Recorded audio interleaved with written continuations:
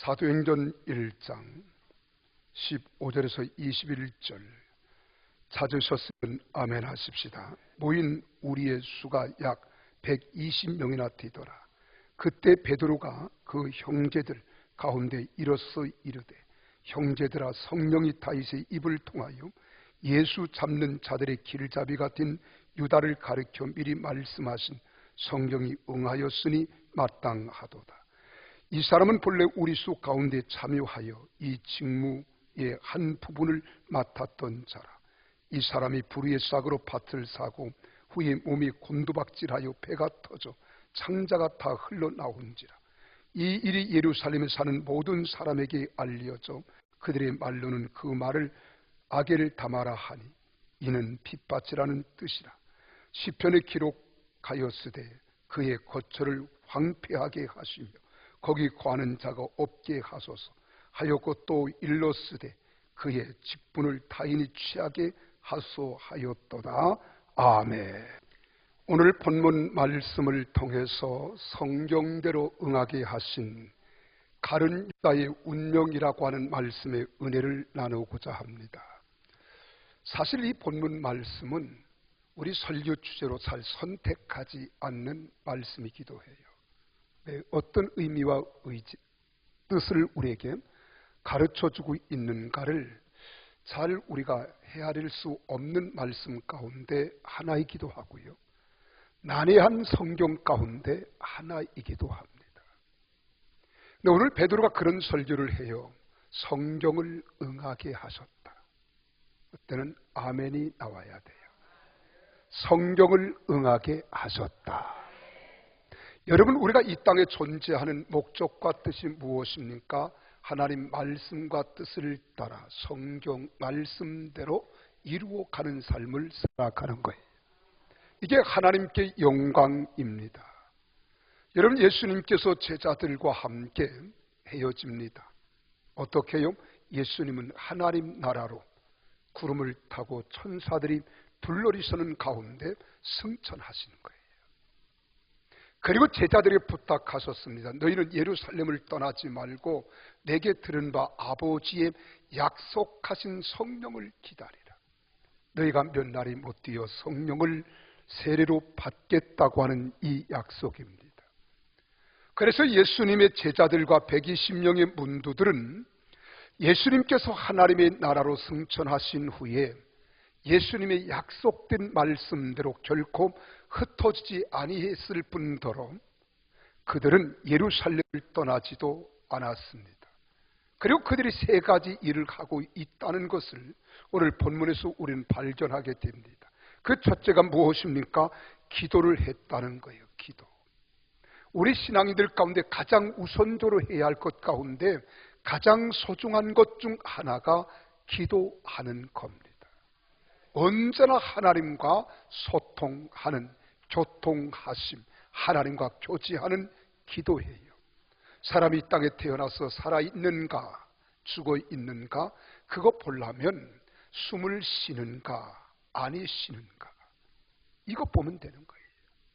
기도는 호흡과 같다고 했습니다. 그러므로 영적으로 살아있는 사람은 기도하지 않을 수 없고 기도하는 자는 영적으로 살아있는 사람이에요. 근데 예수님의 제자들과 120명의 문도들은 지금 하나님 앞에 기도하는 겁니다. 왜 기도합니까? 집중적으로 기도합니다. 그리고 전심을 다해서 기도하고 120여 명이 합심하여 기도하는 거예요. 오로지 목적은 하나입니다. 성령을 받기 위해서예요. 한 마음으로 기도했다는 거예요. 한 마음으로. 성령 달라고. 그날이 언제인지는 몰라요. 닷새 후에 일지, 일주일 후에 일지, 열흘 후에 일지. 기약 없는 그 약속의 말씀을 붙잡고 기도하는 제자들의 모습입니다. 이게 첫 번째 120 문도가 마가 다락방에서 행했던 일입니다. 두 번째로는 12사도의 바늘을 채우려고 그들은 힘썼어요. 가룟 유다가 빠진 그 사도의 무리에 한 명을 채워 보선하려고 했습니다. 그 가룟 유다가 12 제자 가운데 같은 무리였지만 예수님을 배반하고 예수님을 떠났어요. 그리고 목매달아 자살하고 배가 터지고 창자가 튀어나왔다고 했습니다. 참 끔찍한 이야기. 주일날 아침에 이런 이야기를 한다는 것이 저도 그렇게 마음이 썩 기쁘거나 즐겁지는 않습니다. 그러나 불행입니다. 세 번째로는 하나님 말씀을 상고했다고 했습니다. 여러분, 그들 앞에 펼쳐졌던 사건 하나하나가 하나님 말씀 가운데에서 어떤 의미를 가지느냐, 그것을 상고하기 시작한 거예요. 예수님께서 하신 말씀을 그들은 의미하면서 상고했습니다. 그리고 3년 반 동안 그들 가운데 예수님께서 행하셨던 예수님의 행하신 사역 하나하나의 해석을 가하기 시작했습니다. 어떤 내가 주관적으로 해석하는 것이 아니라 이제는 하나님 말씀의 맥락에서 해석하게 되는 거예요. 그것이 오늘 본문 말씀이 기록하고 있는 내용입니다. 여러분, 역사가들이나 신학자들은 초대교회 당시에 복음을 전하는데 큰 걸림돌이 두 개가 있었다 그러지요. 그 하나는 십자가라고 하는 겁니다. 예수는 메시아입니다. 예수님은 그리스도이십니다. 이렇게 복음을 전하면 그 십자가가 걸림돌이 되는 거예요. 왜 걸림돌이 되느냐? 예수 그리스도는 메시아라고 하는 복음을 전할 때면 어김없이 어떻게 메시아가 십자가에 달려 비참하게 죽을 수 있느냐라고 하는 반문입니다. 때문에 이런 부정적인 반응이 따를 때마다 제자들은 곤욕을 치렀고, 또한 여러분, 많은 복음을 전하는 사도 외에도 수많은 사람들이 고통을 당하는 겁니다. 전도하기가 너무너무 어려웠어요. 힘들었습니다. 그러나 바울 사도는 내가 복음을 부끄러워하지 아니한다고 로마서 1장 16절에 말하잖아요. 어떤 부정적인 말로 너희가 핍박하고 조롱하고 조소한다 할지라도 나는 복음을 부끄러워하지 아니한다고 로마서 1장 16절에 말하고 있는 겁니다. 로마서 1장 16절을 우리 같이 한번 읽어보실까요? 우리 한번 띄워주세요. 시작. 내가 복음을 부끄러워하지 아니하노니 이 복음은 믿는 모든 자에게 구원을 주시는 하나님의 능력이 됨이라. 먼저는 유대인에게요 그리고 헬라인에게로다. 바울은 이 확신이 있었다는 겁니다. 바울은 도리어 십자가를 영광으로 생각했습니다. 고린도전서 1장 18절에 바울 사도는 고린도 교회를 향하여 그렇게 말합니다. 십자가의 도가 멸망하는 자들에게는 미련한 것이요 구원을 받는 우리에게는 하나님의 능력이라고 이야기합니다. 복음은 곧 십자가예요. 십자가는 곧 하나님의 능력이라고 말씀하는 거예요. 여러분, 바울은 결코 십자가 복음의 걸림돌이 될 수 없다고, 자신은 십자가를 부끄러워하지 아니했다고 누누이 강조하고 있습니다. 어쨌든 이 십자가의 문제를 어떻게 해석하느냐, 어떻게 받아들이고 나아가서 어떻게 극복하느냐가 중요한 문제입니다. 설명하기가 참으로 어렵습니다. 그 당시가 지금처럼 우리가 바울 사도가 기록된 여러분 모든 고린도 전후서, 로마서, 그리고 또한 우리 목회 서신 이런 것들이 있을 때가 아니란 말이에요. 그런데 십자가의 복음의 설교를 행한다는 것, 지금 우리는 얼마나 감사합니까? 성경을 읽으면 십자가의 사건이 얼마나 소중한가를 깨닫고, 내가 죄인이었을 때 우리 주 예수 그리스도께서 십자가 위에서 날 대신하여 저주의 십자가를 담당하시고 짊어지신 것은 내 죄값이라, 내가 받아야 할 저주를 대신 담당하셨다고 이렇게 믿을 수 있지만은 그 당시는 그럴 수 없었단 말이에요. 그래서 예수님의 십자가에 대하여 설명한다는 것이 쉽지 않았습니다. 두 번째로 문제는 가룟 유다의 사건, 가룟 유다의 일입니다. 메시아가 어떻게 이 같은 한낱 제자의 손에 팔릴 수 있느냐고 예수님의 메시아 되심을 부정하며 의심하는 자들이 많았습니다. 이렇듯 가룟 유다는 골치 아픈 여러분 걸림돌이었다는 사실을 우리는 부정할 수 없어요. 지금도 마찬가지입니다. 우리가 속담을 비유로 한다면 오개티라는 말이 여기에 적용되는 말일 것입니다. 여러분 그렇지 않습니까? 많지도 않은 12제자 가운데서 배신자가 나오다니. 예수님은 하나님이라고 하셨고 하나님의 아들, 친히 당신이 하나님이라고 말씀하셨는데 하나님께서 친히 12를 선택하시고 그들을 가르치시고 그들을 양육하셨으며 3년 반 동안 다니시면서 그들을 훈련하신 그 12제자 숫자나 맞냐? 그 작은 숫자 가운데 가룟 유다 같은 배신자가 나올 수 있다는 것 이해가 안 된다는 거예요. 도저히 우리 지식으로 머리로 헤아릴 수 없다는 거예요.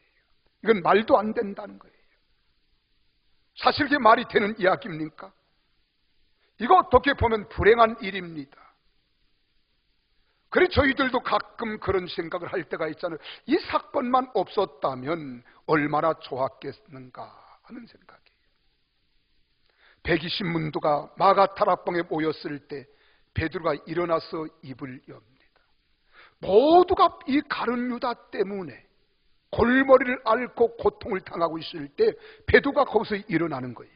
우리 15절, 16절 같이 읽어볼까요? 시작. 모인 무리의 수가 약 120명이나 되더라. 그때 베드로가 그 형제들 가운데 일어서서 이르되 형제들아, 성령이 다윗의 입을 통하여 예수 잡는 자들의 길잡이 같은 유다를 가리켜 미리 말씀하신 성경이 응하였으니 마땅하도다. 분명하게 이야기하는 거예요. 그러면서 가룟 유다는 제 갈 곳으로 갔다고 해석을 단정을 내리고 있는 거예요. 여러분 매우 중요한 해석입니다. 이 말씀이 얼마나 소중한가를 우리가 알아야 합니다. 여러분 바로 베드로는 가룟 유다의 이 사건을 인간적으로, 사회적으로, 심리학적으로, 정치적으로 설명하려고 하지 않습니다. 오직 이 말씀은 성경으로 풀이한다는 거예요. 오늘의 본문 분명히 말씀합니다. 이 사건은 이미 성경에 예언된 것이 성취된 것뿐이라고 이렇게 말하잖아요. 이것은 우연이 아닙니다. 본래부터 예언되었던 것입니다 라고 해석하는 거예요. 여러분 성경에서 그 해석을 얻고 있다는 겁니다. 여러분 성경을 해석하는 것 가운데 가장 중요한 해석은 성경을 근거로 해서 해석하는 설교가 가장 합당한 설교요, 합당한 해석인 거예요. 베드로가 지금 그 일을 하고 있습니다. 여러분 우리가 세상을 살아갈 때에도 우리가 작고 큰 일들을 많이 만나잖아요. 때로는 섭섭한 일을 당할 때가 있습니다. 마음이 아픈 일을 겪을 때가 있습니다.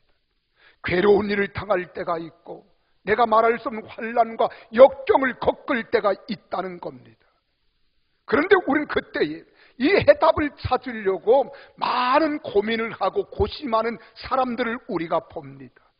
그런데 기억하십시오. 어떤 문제이든 그 해답을 우리가 찾아야 하는데 어디서 찾아야 되느냐? 하나님 말씀에서 찾아야 되는 거예요. 우리가 창세기로부터 요한계시록까지 쭉 읽어가면서 그 문제에 대한 해답을 우리는 얻어내야 합니다. 이것이 중요한 거예요. 아까 우리 유흥 자매도 그러잖아요. 기도할 때 하나님께서 말씀으로 확신을 주셨다고. 아까 그가 이야기한 내용이 바로 빌립보서 4장 5절, 6절, 7절에 기록된 말씀 아닌가요? 저도 그런 적이 있었습니다. 저는 군대를 갔다 오고 그리고 나서 신학교 2학년 때부터 단독 목회를 했어요. 그런데 목회를 할 때 기존 성도들이 좀 있었습니다. 개척교회 좀 기존 성도들이 있어서 설교를 하고 늘 기쁨과 부흥의 불길 속에 교회가 재미있었어요. 근데 하루는 한 50이 가까운 40대 중반에 우리 자매님 집사님이 찾아왔어요. 제게 단도직입적으로 그렇게 질문을 던집니다. 목사, 전도사님, 하나님이 살아 계십니까? 어떤 반항하듯이 그 악센트를 들어보면 이 질문이 고유히 하는 질문이 아니에요. 하나님이 살아 계십니까? 이건 악한 감정, 역한 감정이 있다는 겁니다. 그럼 내가 왜요? 그랬더니 집사님 무엇 때문에 그러십니까? 아니 하나님이 살아 계시다면 내가 지금 결혼한 지 18년 19년 됐습니다. 내가 그토록 아이를 갖기를 위해서 기도했는데 하나님께서는 내 기도를 들어주지 않으니 하나님이 살아계시지 않는다는 거예요. 한번 하나님이 살아계신다면 전도사님 한번 이야기해 보라는 거예요. 참 사람 난처합니다. 지금 이분의 신앙은 1년 된 신앙이 아니에요. 그래도 14년입니다. 그래서 내가 그렇게 말했습니다. 하나님은 살아 계십니다. 하나님은 살아 계십니다. 그 대답 외에 그리고 제가 그렇게 말했습니다. 성경을 보십시오. 당신이 지금 몇 년 동안 기도했습니까? 뭐 몇 년 동안은 애 달라고 기도하지 않았겠어요? 지금 애를 낳지 못하는 지가 18년, 19년 됐으니까 몇 년 동안 이제나 저날 기다려봤을 겁니다. 이제 기껏 했어야 10년 조금 남짓 됐을 텐데 성경에 보십시오. 당신은 불가능하다고 생각하지 말고 하나님이 살아계심을 성경을 통해서 똑똑히 보십시오. 그리고 성경을 들여댔습니다. 하나님은 태문을 열고 닫으시는 하나님이십니다. 아브라함은 100세의 아들 이삭을 얻었습니다. 아들 이삭은 60세에 하나님께서 두 아들을 주셨습니다. 사무엘상 1장에 보면 한나라고 하는 여인이 나옵니다. 이 여인은 참 불행인지 다행인지 그 남편은 두 아내가 있었는데 자기는 본처요. 아이를 낳은 아내는 후처입니다. 근데 그가 나를 멸시하고 천대하는데 도저히 살 길이 없어요. 사람이 소갈딱지도 있잖아요. 배앓이도 있잖아요. 그래서 한나가 하나님 성전에 찾아와서 하나님께 기도할 때 그가 얼마나 전심으로 기도했든지 엘리 제사는 그가 술에 취한 여자인 줄 알았어요. 그럼에도 불구하고 하나님께 기도했더니 하나님이 그의 태문을 열어주시사 사무엘 주셨습니다. 당신은 버스도 안 타고 다녀요? 그리고 오히려 제가 역정을 냈어요. 버스 앞에 보세요. 원피스를 하얀 원피스를 입고 머리를 늘어뜨리고 어린 소녀가 무릎 꿇고 기도하는 장면 나오지 않습니까? 그 아이가 바로 사무엘입니다. 하나님은 살아계십니다. 기도합시다. 그리고 머리에 안수하기를 꽃베개를 해줬어요. 얼마 후에 소식이 왔습니다. 쌍태를 가졌다고. 이럴 때 박수가 나올 법도 한데요. 여러분, 하나님 말씀은 저 하늘이 무너지고 이 땅이 꺼져도 영원토록 변치 않은 약속된 말씀인 줄로 믿으시기를 바랍니다. 근데 사람의 얄팍한 생각과 지식을 가지고 하나님이 계시느냐 아니 계시느냐 이렇게 말하면 안 되는 거예요. 우리는 모든 문제의 해답을 성경에서 찾고 얻어야 합니다. 성경을 읽어가면서 그 사례를 찾아내야 하는 겁니다. 그래서 감리교의 창시자인 존 웨슬리는 이렇게 말합니다. 내가 그 일을 하기 위해서는 성경 몇 장 몇 절에 의해서 그것을 하는지 알아야 한다. 만일 성경의 해답이 없으면 움직이지 말라고 했습니다. 이것이 그리스도인의 생활 자세입니다. 여러분, 가룟 유다의 그 모순된 사건도 성령 안에서 찾아 해결되어야 하는 거예요. 결국 베드로는 성경에서의 해답을 얻습니다. 그래서 예언대로 성취된 것뿐이라고 담대하게 말할 수 있는 거예요. 따라합시다. 예언대로 성취된 것이다. 믿으시면 아멘. 우리 16절을 다시 한번 읽어볼까요? 함께 읽습니다. 시작. 형제들아, 성령이 다윗의 입을 통하여 예수 잡는 자들의 길잡이 같은 유다를 가르쳐 미리 말씀하신 성경이 응하였으니 마땅하도다. 믿으시면 아멘. 여러분, 베드로는 다윗의 말씀인 시편 41편 9절에 기록된 말씀을 찾아서 사례를 이야기하는 겁니다. 시편 41편 9절에 뭐라고 말씀을 했습니까? 내가 신뢰하여 내 떡을 먹던, 내 떡은 예수님께서 성만찬 때에 이 떡을 먹는 자는 내 살을 먹는다고 했어요. 그래서 내 떡을 나눠 먹던 나의 가까운 친구도 나를 대적하여 그의 발꿈치를 들었나이다라고 이미 예수님이 이 땅에 오시기 전 성경은 그것을 예언하고 있었다는 내용입니다. 베드로는 이 말씀이 응한 것이라고 믿은 거예요. 오늘 우리도 성경에서 그 모든 사례를 찾아야 합니다. 여러분, 성경의 예언이 오늘의 성취되었다는 것을 믿을 수 있어야 합니다. 그래서 이 땅에 많은 문제들을 안고 있지만 그 문제들이 문제가 아니라 문제를 통해서 문제 속에 역사하시는 하나님을 만나지 못하는 게 문제예요. 나는 여러분들이 하나님을 만나시기를 바랍니다. 하나님을 만나시기를 바랍니다. 여러분, 우리가 점쟁이를 찾아가서 신을 찾거나 인간의 환상적인 꿈에 젖어서 하나님을 찾지 말고 하나님의 살아계신 이 말씀을 통하여 하나님을 만나시고 하나님을 찾아 만나는 성도들이 다 되시기를 예수님 이름으로 축원합니다. 믿으시면 아멘 하십시오. 그러므로 이 사건은요, 하나님의 크신 경륜 속에 있는 필연적 사건으로 이해해야 합니다. 우연한 일이 아닙니다. 어떤 사소한 것도 우연한 일이 아닙니다. 우리가 세상을 살면서 어쩌다가 사고를 당하지만 그 또한 우연사가 아닙니다. 우리는 모든 문제에 대하여 이것은 하나님의 구원의 크신 경륜 속에서 있어진 사건이라고 생각할 줄 알고 의식을 가져야 돼요. 그래야 그 해답을 성경 안에서 얻어낼 수 있는 거예요. 우리가 성경은 잘 모르면서 괜히 속단을 내려서 하나님이 계신다, 안 계신다, 믿어야 할 존재다, 안 믿어야 할 존재다 이렇게 판단하지 마세요. 교회 한 번 와가지고 어느 날 갑자기 여러분 세상에 젖어 살던 우리가 교회 들어오면 여러분 교회 이야기가 잘 들립니까? 단어가 어렵고 힘들어요. 그러면 졸려요. 아이고, 교회 갔더니 졸리기만 하고 하나님이 계시면 왜 나를 졸게? 졸은 건 지가 졸면서. 그러고 이야기하는 사람들 많아요. 네, 분명히 기억하십시오. 하나님을 여러분이 그렇게 피조된 인간이 조물주 하나님에 대하여 있다, 없다, 살아계신다, 죽었다 이렇게 하지 마세요. 이건 불경건죄입니다. 얼마나 무서운 죄인가를 우리가 알아야 합니다.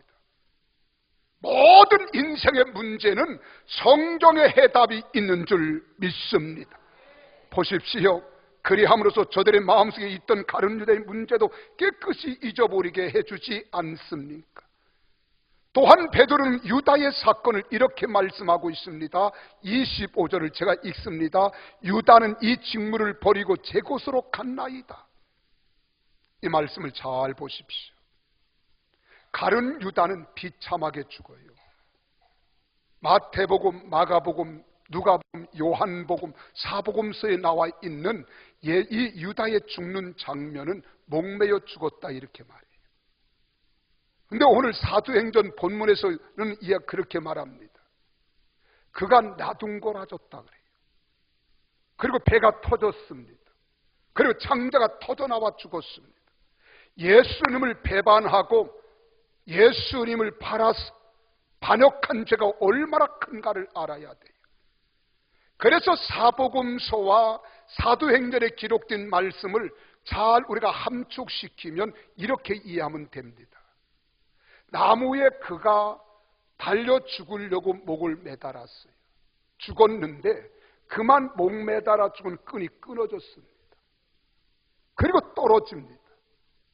그리고 낭떠러지가 얼마나 되는지 모르지만 천길 만길이 됐을지 모르겠어요. 그가 배가 터지고 창자가 뒹굴어져 나와 죽었다 이렇게 보면 되는 겁니다. 여러분 보십시오. 지금 유다는 비참하게 죽었습니다. 심판을 받았습니다. 지옥의 심판은 물론 땅에서 심판을 받은 거예요. 지금 베드로는 이러한 유다의 비참한 최후에 대하여 말하고 있습니다. 그래서 18절에 그렇게 말하는 거예요. 같이 읽습니다. 시작. 이 사람이 불의의 싹으로 밭을 사고 후에 몸이 곤두박질하여 배가 터져 창자가 다 흘러나온지라.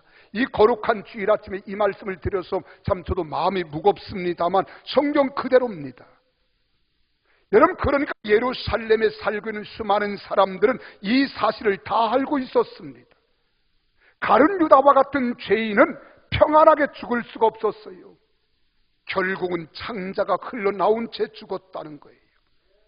여러분, 이 말씀에 교훈하는 바가 무엇인 줄 아십니까? 하나님의 심판이 여기 있다는 겁니다.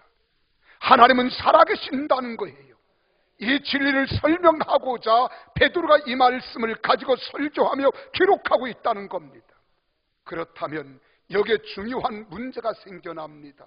어떤 문제입니까? 가룟 유다가 예수님을 십자가에 못 박히도록 파란 넘김으로 예수님께서는 십자가에 달려 돌아가셨잖아요. 그러므로 예수님께서 십자가에 못 박히심으로 말미암아 예수님이 흘리신 보혈로 온 우주의 수많은 죄인들이 그를 믿음으로 구원을 받았잖아요. 인정하십니까? 구원받게 되었지요. 그렇다면 우리에게는 가룟 유다가 뭐예요? 공로자입니다. 맞아요. 공로자라고 생각이 됩니까? 안 됩니까? 그렇게 생각할 수도 있습니다만은 결코 그렇지 않다는 것을 오늘 이야기하는 거예요. 결과가 과정을 정당화하지는 못합니다. 가룟 유다는 예수님을 만왕의 왕으로 만들고 만백성을 구원할 구주로 만들기 위하여 자원해서 십자가에 못 박히도록, 예수님이 십자가에 죽으시도록 그가 그 일을 하지 않았다는 겁니다. 중요한 것은 가룟 유다의 마음이 어디까지나 사악한 데서 있었다는 거예요. 하나님의 예언과 하나님의 구속사적 역사를 알고 자기가 대신 희생한 것 아닙니다. 여러분, 그 결과가 아무리 좋았다 하더라도 방법적으로 잘못된 것은 그대로 심판을 받아야 하는 겁니다. 따라서 가룟 유다는 절대로 공로자가 될 수 없습니다. 성경 말씀대로 가룟 유다는 그 행한대로 보응을 받아 자기 생을 더 지속할 수 없었고 예수님을 판 대가로 받은 돈도 쓸 수가 없었습니다. 마땅히 죽을 수밖에 없는 그런 마음과 양심을 지금 가지고 호소하는 거예요. 너무나 감당하기 힘겨운 고통이었을 겁니다. 더 살 수가 없었을 겁니다. 가룟 유다가 행한 대로 보응을 받아서 세상에서 비참하게 죽고 말할 수밖에 없었습니다. 이것을 우리는 잘 기억하십시오. 이렇게 하고서도 그가 살 수 있을까요? 고개를 들고 다닐 수 있을까요? 그의 마음의 양심의 가책은 그가 스스로 자기 목숨을 끊을 수밖에 없는 사악한 마음에서 왔다는 것을 우리는 알아야 합니다. 그렇다면 가룟 유다는 왜 예수를 팔았을까? 여기 세 가지가 있습니다. 그 첫째는 가룟 유다는 갈릴리 사람이 아니었다는 거예요. 이게 예수님을 파는 요인 가운데 한 심리적 요인이 있습니다. 그게 무슨 이유가 됩니까? 여러분, 예수님의 12제자 가운데 가룟 유다만 제외하고 모든 11제자는 다 갈릴리 사람입니다. 어찌 보면은요, 가룟 유다는 외로운 사람이에요. 왕따를 당하고 있는 사람일지 몰라요. 먼 곳에 와서 제자가 된 사람입니다. 열심히 유별난 사람이니까 다른 제자들로부터 왕따를 당했는지도 몰라요. 너무 튀는 척하지 말라고. 그랬을지 몰라요. 그런 위기가 닥친 것을 알았을 때 제사장 편에 붙으면 당면적 위기에서 자신의 안위를 챙기고자 하는 마음이 있었을 겁니다. 돈 욕심도 있었습니다. 정치적 계산으로 팔아 넘기면 내게 이익이 얼마로 온다는 것도 알았어요. 여기서 잘 들으세요. 오늘 교회 안에도요, 끼리끼리 뭉치는 사람들이 있어요. 절대로 그러면 안 됩니다. 학교에서 아이들이 당하는 정신적 수치와 고통이 뭔 줄 아십니까? 왕따라고 하는 거예요. 친구들에게 왕따를 당하면 그 아이가 설 것이 없습니다. 오늘 교회 안에도요, 교회 안에도 다른 사람은 의식하지 아니하고 덕이 뒤든 말든 우리끼리 희덕거리고 좋으면 된다 하는 식으로 막무가내 살아가는 사람들 있습니다. 이런 사람들은 신앙생활에 좀 더 신중을 기할 필요가 있습니다. 내가 말하는 것, 내가 행동하는 것, 내가 삶을 살아가는 모든 것들 가운데 혹시라도 내 행위가, 내 언어가 다른 사람들이 유익이 되지 않는다면 우리는 삼가 금할 줄 아는 믿음의 사람이 되어야 될 줄로 믿으시기를 바랍니다. 혹시 우리 주변에 왕따 당하는 사람 없습니까? 제가 언젠가 그런 분을 만난 적이 있어요. 저 교회 안 나가요. 왜 안 나가냐 그랬더니 이분이 그러는 거예요. 뭐라고 하느냐, 교회도 자리가 있는 모양이지요. 아니 무슨 자리가 있어요? 교회는 아무나 앉아도 앞에 앉아도 되고 뒤에 앉아도 되고 2층에 앉아도 상관없습니다. 그랬더니 제가 교회를 갔는데 누가 와서 여기는 내 자리니까 절로 좀 비키라 그러더래요. 이게 시험 때문에 교회 안 나오는 사람도 있다는 것을 제가 들었어요. 별의별 사람 다 있습니다. 혹시 내가 무슨 말을 하든 무슨 행동을 하든 이게 덕이 되는가, 다른 사람의 유익이 되는가 우리는 생각할 줄 알아야 돼요. 두 번째로는 다른 사람들은 가룟 유다의 똑똑한 머리에 다 속아 넘어갔는데 예수님만은 그의 마음을 꿰뚫어 보고 계셨다는 거예요. 그래서 그는 항상 평상시에도 그런 예수님을 증오했다는 이야기가 나는 일리가 있다고 생각합니다. 가룟 유다는 똑똑했어요. 그래 회개를 맡은 사람입니다. 아주 강한 민족적인 혁명자들의 모임의 일원이었습니다. 그래서 정치적 색깔도 강했습니다. 그래서 정치적 혁명을 기다리다가 도무지 이루어질 것 기미가 보이지 아니하니까 에라, 예수님을 팔면 돈이라도 챙길 수 있지 하는 생각을 하는 거예요. 평상시 우리 마음에 어떤 마음을 품느냐가 굉장히 중요합니다. 예수님에 대한 증오심이 그의 속에 있었기 때문에 기회를 노렸는지도 몰라요. 여러분, 왼수는 멀리 있지 않다 그러잖아요. 교회에서도 항상 배신자들은 멀리 있지 않습니다. 가까이 있습니다. 그래서 항상 삼가 주의하라고 하는 말이 있잖아요. 결코 애초부터 예수님을 팔아 죽이려고 하지는 않았을 겁니다. 다만 죽을 수밖에 없는 처지로 돌아가면 예수님께서는 큰 능력을 나타낼 것이고 예수님의 그 능력 덕에 자신은 출세할 것이라고 생각했을지도 모릅니다. 그리고 만일에 능력을 나타내시지 못한다 하더라도 자신은 주님을 버리고 제사장 편에 붙게 되어지면 그가 잔꾀를 가지고 지금 생각에 지금 몰두하는 거예요. 여러분, 오늘날도 우리 사람들이 신앙생활할 때 잔꾀 부리는 사람이 있어요. 교회 안에도 보면 우리 교회가 그렇단 말 아닙니다. 전 많은 교회들을 다녀보니까 그런 교회들 다 고린도 교회처럼 나는 아볼록 파라, 나는 그리스도 파라, 나는 개밥 파라, 나는 바울 파라, 다 파당이 있어요. 그래서 자기 사람을 만들어요. 자기 사람을. 그리고 자기 사람을 만들 뿐만 아니라 또 어떡합니까? 내가 누구에게 붙어야 이 다음에 직분을 받는데 좀 나을까? 유익할까? 이러고 가서 붙는 사람도 있습니다. 여러분, 절대 이건 잔꾀입니다. 우리는 주님 앞에 바로 서야 돼요. 하나님 편에 서야 됩니다. 하나님 편에 서야 될 줄로 믿으시기를 바랍니다. 이런 잔꾀가 교회 안에 있으면 안 됩니다. 교회를 망하게 하는 거예요. 무너뜨리는 거예요. 당을 지는 겁니다. 마지막 세 번째로 지극히 성경적 입장에서 본 내용입니다. 여기 지금 가룟 유다는 이런 생각 저런 생각에 지금 어떻게 해요? 지금 마음이 번민이 있었을 거예요.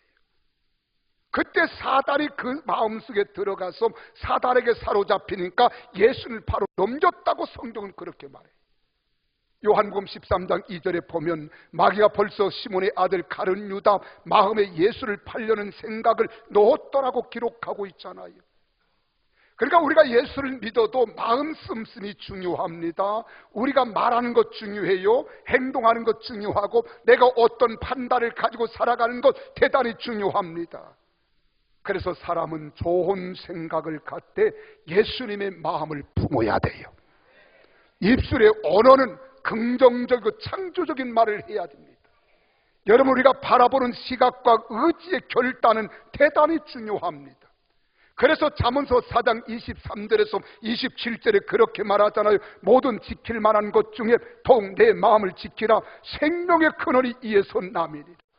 그래, 마음을 지키라는 거예요. 그러면 주변처로 말합니다. 구부러진 말을 내 입에서 버려라. 삐뚤어진 말을 내 입에서 멀리 하라. 이런 것들을 말하지 말라는 거예요. 내 눈은 바로 보며 내 눈꺼풀은 내 앞을 곧게 살펴 내 발이 행할 길을 평탄하게 하며 내 모든 길을 든든하게 하라. 좌루나 우루나 치우치지 말고 내 발을 악에서 떠나게 하라. 그래야 사탄이 우리에게 다가오지 못하는 거예요. 마귀가 우리를 지배하지 못하는 영적인 사람이 될 줄로 믿습니다. 그래서 믿음의 사람은 언제나 올곧은 마음과 긍정적이고 창조적인 언어와 바라보고 살아가는 환경적 시각의 중요한 것을 깨달아야 됩니다. 오늘 여기 가룟 유다는 첫 번째와 두 번째 이유를 생각해 보시지라도 마귀가 그들의 마음을 사로잡으려고 마귀가 지금 기승을 부렸을 거예요. 왜요? 이렇게 갈등을 겪고 마음의 잔꾀를 내고 믿음에 떠나 있는 생각을 하고 있는 이 가룟 유다를 마귀가 가만둘 리가 없었어요. 그래서 사단에게 사로잡혔던 가룟 유다는 예수님께서 십자가 위에서 말없이 죽으시자 깜짝 놀란 거예요. 살아날 줄 알았는데 결국 가룟 유다는 이 가책 때문에 죽을 수밖에 없었을 겁니다. 가룟 유다의 죽음의 사건이 초대교회의 첫 번째 이슈로 떠오르게 된 것은 이 때문이 아닐까요? 이것은 성경대로 된 겁니다. 이것은 우연이 아닙니다. 여기에 하나님의 무서운 심판이 있었습니다.